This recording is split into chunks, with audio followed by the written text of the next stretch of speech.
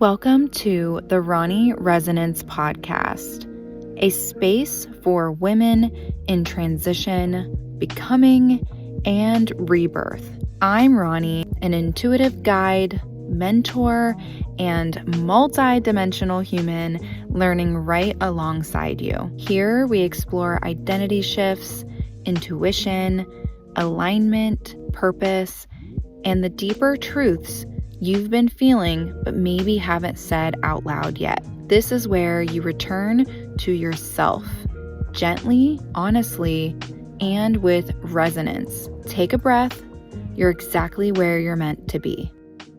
Hello, everyone, and welcome back to the Ronni Resonance Podcast. Why is it that some of the most self-aware, intelligent, emotionally reflective people completely lose themselves in romantic relationships? And why does love, or the possibility of love, sometimes activate something so deep inside of us that we don't recognize who we become? Because I've personally been there. At the end of my first 2 long-term relationships, I woke up one day and I thought, who the hell am I right now? I was tolerating things that I wouldn't normally tolerate, chasing people who weren't choosing me at all, trying to fix dynamics that clearly were not healthy.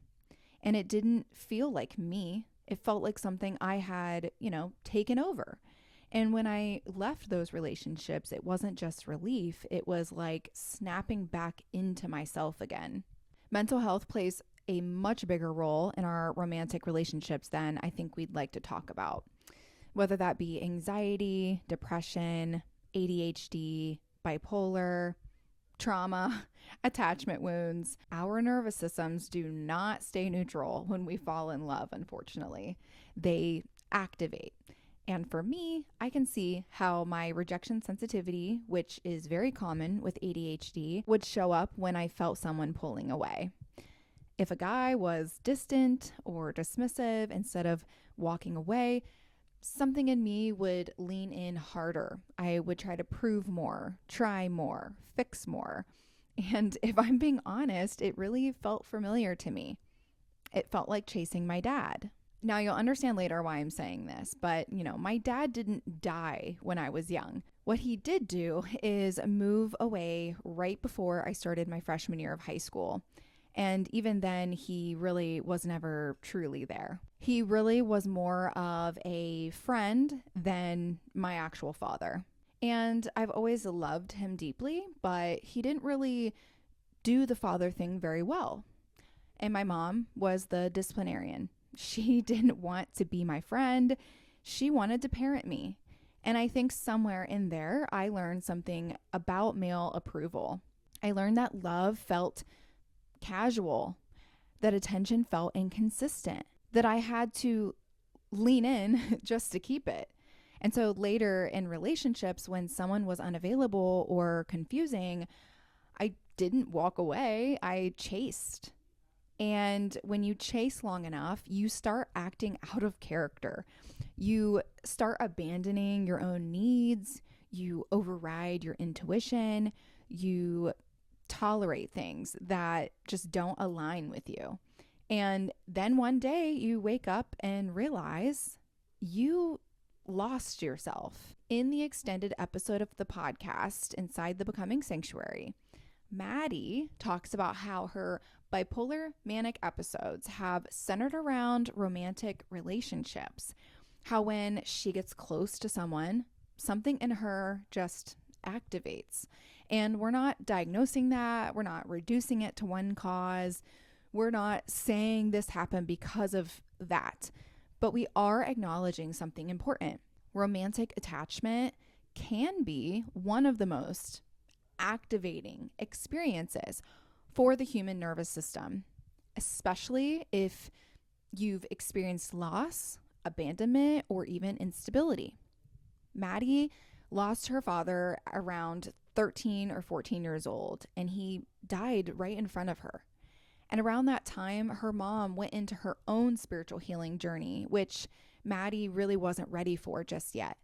So there's this grief, instability, loss, and a nervous system that never fully got to process that safely. And now, as an adult, when she gets close to a man, something deep activates. And again, I'm not diagnosing, I'm just observing this pattern that she shared.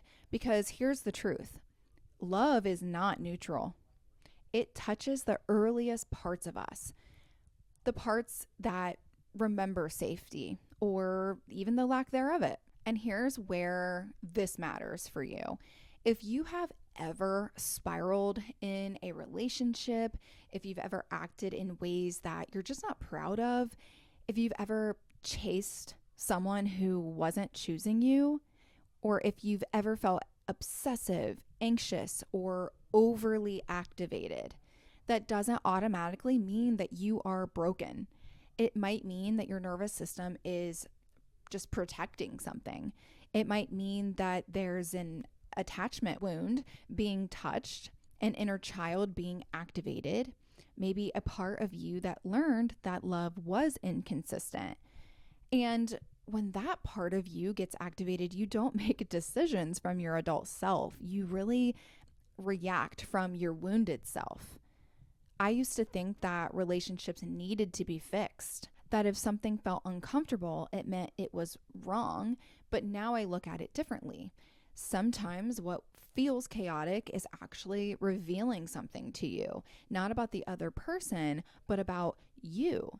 And this is really where the self-trust, I think, gets complicated, because if you have anxiety, ADHD, depression, bipolar, if you just simply have trauma, there are moments where you genuinely just don't know. Is this my intuition or is this a wound? And I think that's really scary for people, because if you don't trust your perception, you don't trust yourself. But here's what I've learned. You don't rebuild trust by pretending that you're perfectly regulated. You rebuild it by understanding your patterns, by asking, what does this remind me of? When did I first feel like this? Is this about this person, or is this about something from my past? That is integration. It's not fixing, but it's understanding it. In the extended conversation, Maddie talks about learning to live with bipolar instead of fighting it, learning to reframe it, learning to stay grounded in relationships, learning how to build a baseline that doesn't collapse when love does show up. Because honestly, she still deserves love. And I think that's something so many people need to hear, because whether your experience is clinical or not, whether it's diagnosed or not, romantic relationships reveal something in you. They might reveal your wounds, your patterns, your nervous system, your attachment. And the goal isn't to shame that. The goal is to understand it. I really want to leave you with a moment from that extended conversation because of what she shares about coming back from dark places and deciding whether they will bury her or plant something beautiful.